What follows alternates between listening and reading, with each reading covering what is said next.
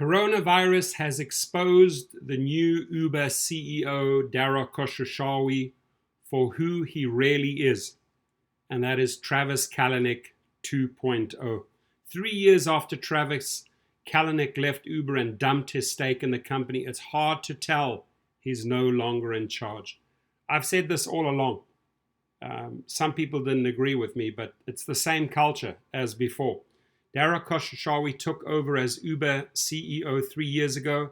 Like his predecessor, he relies on deceptive practices in the name of revenge. Right? That's how he runs the show, exactly the same way as Travis Kalanick.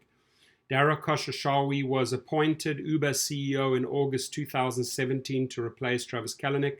The culture that evolved under Kalanick is alive and well, though, under Dara. This week, a U.S. congressional representative called the ride-hailing firm a notoriously predatory company.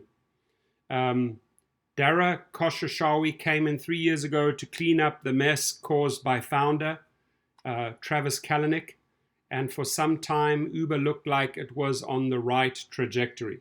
He always likes to say, well, this happened under Travis, and then they put me in to clean up. No, you didn't. You just adopted the same, like it said, Travis Kalanick 2.0 culture. The coronavirus pandemic has, however, laid bare the fact that the two men are cut from the same cloth.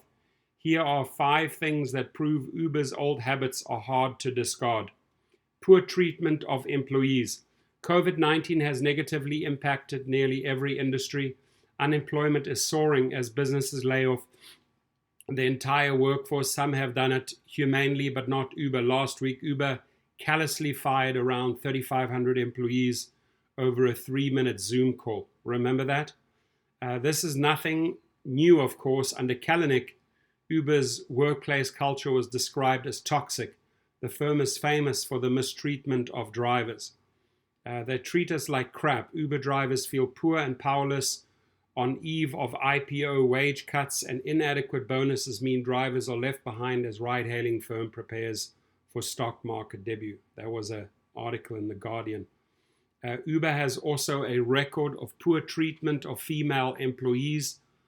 Former Uber engineer Susan Fowler opened the lid on sexual harassment and sexism at the ride-hailing firm in early 2017, leading to the fall of Travis Kalanick months later. Last year, Uber paid over $4 million to settle sexual harassment and retaliation charges instituted by the U.S. Equal Employment Opportunity Commission.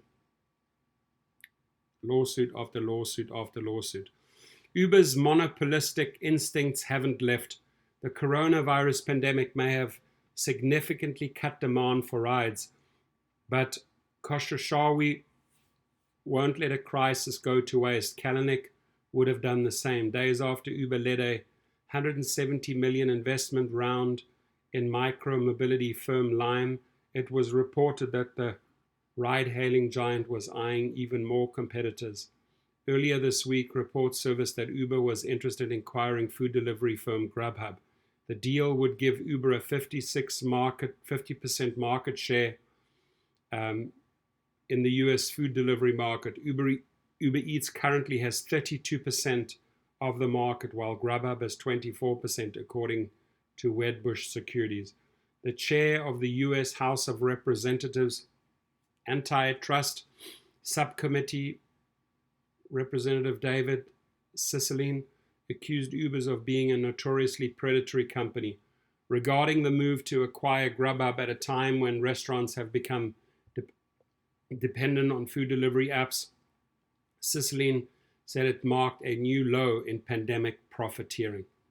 Uber is aiming to become the largest meal delivery company by buying competitor Grubhub, a move that has come under fire, with one lawmaker calling it a new low of pandemic profiteering. There it is, that was a tweet. These monopolistic instincts were evident even in the Travis Kalanick era. At one time, Uber had cornered 91% of the US ride-hailing market. This had been achieved through all manner of tactics, both above board and underhand. To beat Lyft in the US, for instance, Uber employed the SLOG program, which involved employing teams of independent contractors to sabotage the rival. The job of these contractors was to repeatedly request Lyft rides using burner phones and then cancel them. This had the effect of denying genuine requests an opportunity to get a ride on the rival's platform. It also turned off drivers from working for Lyft. Greedy and extortionate business practices. Before the coronavirus pandemic, restaurants could stomach the high fees of food delivery apps charged, since it was only a small slice of their business. But with the outbreak, such high commissions are unsustainable for small businesses that depend on the apps. Not surprisingly, Uber Eats is one of the most expensive food delivery apps. The use of its marketplace costs restaurant a 15 to 30% order fee. Uber Eats' cut from an order over its platform is 30%, while DoorDash commission is 25%. A Canadian startup, Skip the Dishes, is around 20%. It's a huge amount of money that Uber Eats takes while they talk about helping out restaurants. It's total hypocrisy and false advertising. Just as it did in 2014 when it quadrupled fares in Sydney, Australia during a terrorist attack, Uber is exploiting the COVID-19 pandemic to extract more revenues, sacrificing values and principles. Some Travis Kalanick-like traits in Khosrowshahi were evident even before the coronavirus pandemic hit. Last year, Khosrowshahi said the killing of Washington Post journalist and Saudi critic Jamal Khashoggi was a mistake comparable to Uber's missteps with self-driving cars. Uber CEO Dara Khosrowshahi said Jamal Khashoggi's murder was a mistake by the Saudi government. Khosrowshahi's statement was interpreted as an attempt to avoid antagonizing Saudi Arabia, whose sovereign wealth funds holds a 5.3% stake in Uber. Under Kalanick, there were numerous instances where corporate interests prevailed over values and principles. This included a 2016 cyber attack that compromised personal data belonging to 50 million riders and 7 million drivers. The ex-Uber CEO was informed just a month after the incident, but rather than be transparent about it, Uber paid hackers $100,000 to cover up the security breach. Uber reportedly paid hackers $100,000 to cover up a cyber attack that exposed the personal data of 57 million people. The breach only became public a year later in yet another instance of corporate interest overriding integrity. Kalanick's culture of circumventing the law continues. When Kalanick was CEO, Uber became synonymous with practices aimed at skirting the law to deceive law enforcement officials in place where the service violated regulations. For instance, Uber employed the Grey Ball tool. The Grey Ball software identified officials working in such jurisdictions and denied them rides to prevent sting operations. The tool was used in countries around the world and cities such as Boston, Las Vegas, Philadelphia, and Portland. Portland finds Uber used Grey Ball to evade 16 authorities. Under Khosrowshahi, these sorts of practices have continued. Exhibit 1. Earlier in the year, Uber introduced new features on its app aimed at circumventing the gig workers law in California. Uber changing the app to avoid reach of California new gig workers law.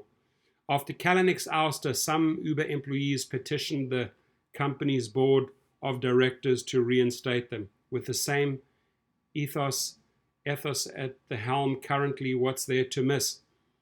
As for those who sighed with relief at Kalanick's exit, here's the bad news. The nightmare never really ended. Disclaimer, this article represents the author's opinion and should not be considered investment advice from CNN.com. So yeah, I mean, there's a lot of points that are highlighted, and they're one and the same. They're cut out of the same cloth, right? Dara Khosrowshahi is indeed Travis Kalanick 2.0. Thank you. Your comments are welcome.